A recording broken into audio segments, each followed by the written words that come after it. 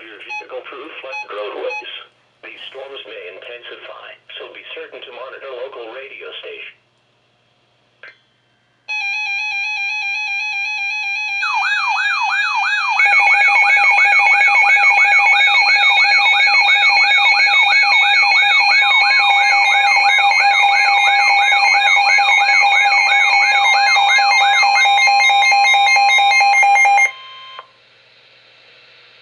The National Weather Service in Upton, New York has issued a severe thunderstorm warning for central Fairfield County, northern Westchester County, and southeastern New York until 4:45 p.m.